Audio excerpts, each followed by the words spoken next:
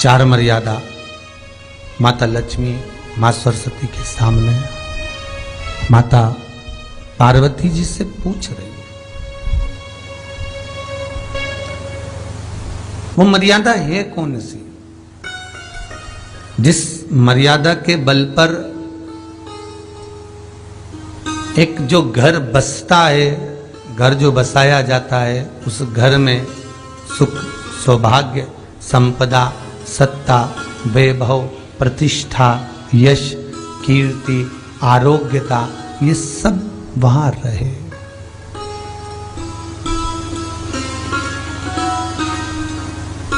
पहला, मां पार्वती ने माता लक्ष्मी को कहा, अतिथि देवो भव।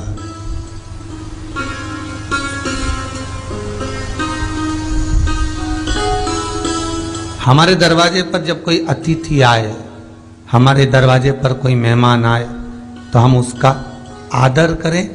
परिवार के लोग जो आदर कर रहे हैं वो अपनी जगह पर है, भाई आदर कर रहा है वो अपनी जगह पर है, जेठ आदर कर रहा है वो अपनी जगह पर है, देवर मान सम्मान दे रहा है वो अपनी जगह पर है।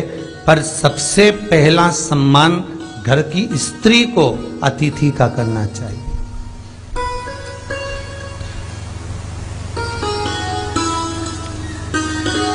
सास के मेहमान आ गए, पहचान वाले, बहुवन मालूम पड़े अपने कमरे में बैठी हुई है।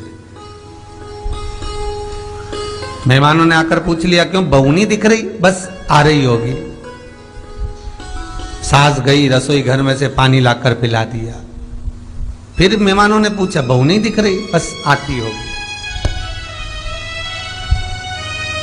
2 बार सास ने गिलास भी गिरा दिया कि एक आध तो आ जाओ रही ऊपर से, पर नहीं आई। जब सास ने चाय रख दी और चाय रखकर सास फिर लेकर आई, तो बहुओं के मन में आया, चलो सास ने चाय बना दी है, खुशबू ऊपर आ गई है, अब चलते हैं। और बहू फिर नीचे आई। जो मौसी आई थी, काकी आई थी, बुआ आई थी, चाची आई थी, उनको प्रणाम करा और अंदर जाकर चाय जो बनी थी उसको पिया।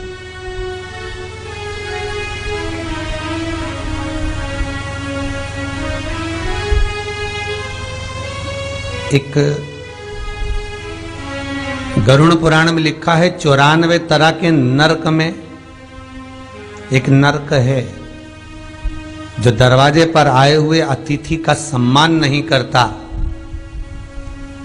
उसको जल नहीं पिलाता, उसका मान सम्मान नहीं देता, उसका आतिथ्य नहीं देता, उसके लिए भी एक नरक रखा गया है।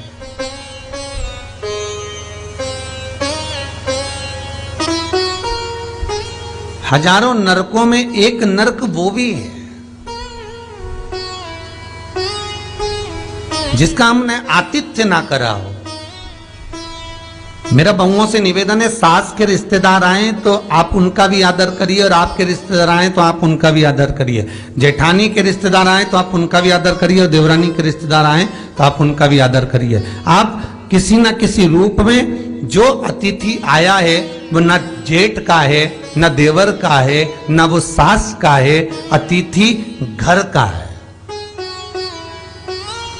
किसी एक व्यक्ति का अतिथि नहीं है।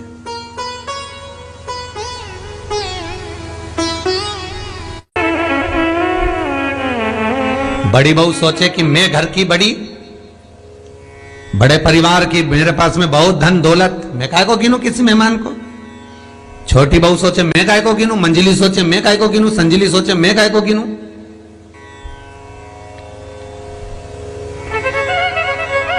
तुम्हारे माँ बाप आए, सास अगर तुम्हारे पिता से, तुम्हारी माता से बात ना करे, देवरानी बात ना करे, जेठानी बात ना करे, तो तुम्हें कैसा लगेगा कि तुम्हारे माँ बाप आए और किसी ने सम्मान नहीं करा। उसी तरह सास के रिश्तेदार आए, तुम सम्मान नहीं करोगी तो उसको कैसा लगेगा। फिर तुम्हारे घर के आए, वो सम्मान ना करे तो तुम्हें कैसा लगेगा। आतिथ्य, घर में कोई भी आए वो सबके लिए।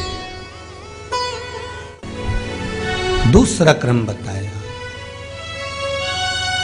घर के दरवाजे पर जो तुलसी का पौधा होता है, जीवन में सबसे पहले अगर दुख आता है, तकलीफ आती है, कष्ट आता है, बीमारी आती है, रोग आता है, कोई बड़ा घटना घटने वाली होती है, कोई बड़ा कष्ट आने वाला होता है, तो लक्ष्मी जी से माता पार्वती कह रही है, घर में जो तुलसी का पौधा होता है सबसे पहले घात उसी पर होती है। तुलसी का पौधा सूख जाता है, समाप्त हो जाता है, उसके डालियां मुरझा जाती हैं, नीचे लटक जाती है, मंजरी झुक जाती है, या तुलसी के कुंडे में जो मिट्टी है उसमें फफूंद पड़ जाती है।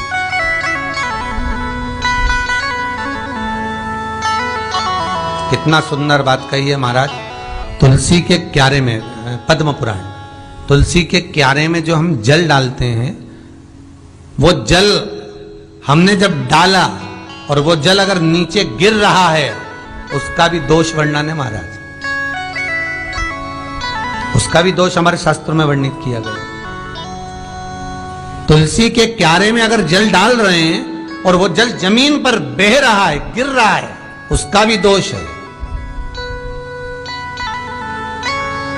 तुलसी के क्यारे में उतना ही जल दिया जाए जितनी मट्टी सोख ले, 2-4 8 बूंद पानी गिरे चल जाएगा। तुलसी के क्यारे में छिद्र रहता है, बूंद बूंद पानी टपक जाए वो चल जाएगा। पर तुमने तुलसी के क्यारे में जो जल भरा, लोटा भर भर के डाल दिया, और ऊपर से जो जल कुंडा भरा कर उलीच में से, अर्थात भराने के बाद जो नीचे गिर रहा है, वो दोषपूर्ण है महाराज, उसकी दोषता है।